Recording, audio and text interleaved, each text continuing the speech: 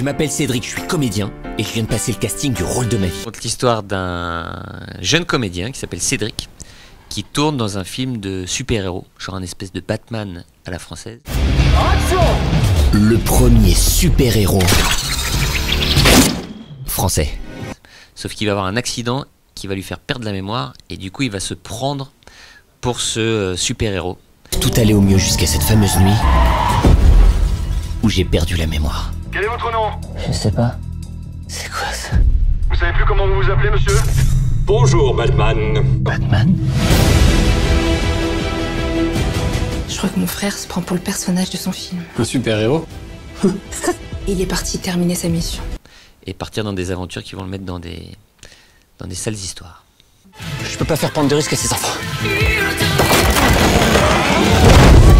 À la base, c'était pas... L'idée, c'était même pas de faire un film de super-héros. À la base, c'était surtout le sujet de la perte de mémoire. Je voulais faire une parodie de La mémoire dans la peau, Jason Bourne. Je sais pas si tu avais vu ça.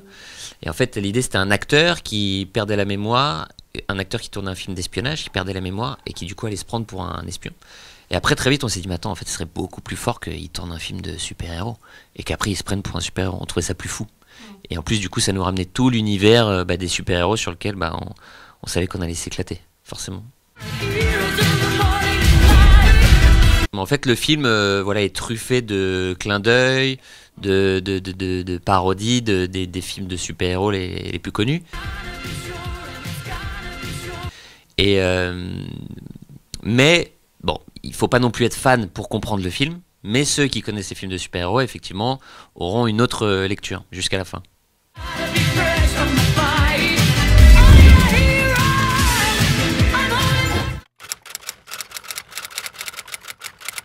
Écoute, il n'y a pas beaucoup d'inconvénients pour te dire la vérité. Les avantages, c'est que déjà, ça va plus vite.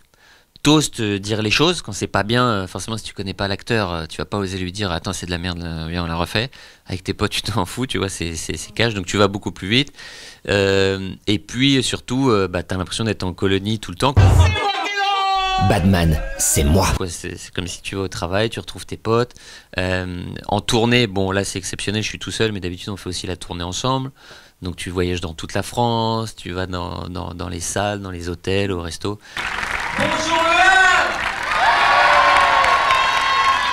Donc on a beaucoup de chance de faire tout ça entre potes, de pouvoir le partager, les rencontres, enfin chaque expérience, on peut en parler, tu vois, ensemble, en disant putain, t'as vu le truc de ouf quand même qui nous arrive, c'est dingo. Oh pardon.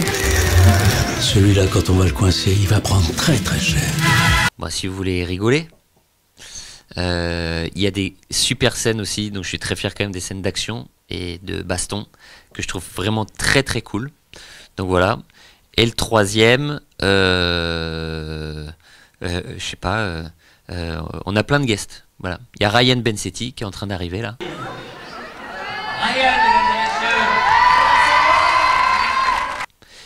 Qui va présenter le film avec moi. Il y a Chantal là-dessous. Pour moi, Batman, c'est toi. Il y a plein de monde, voilà.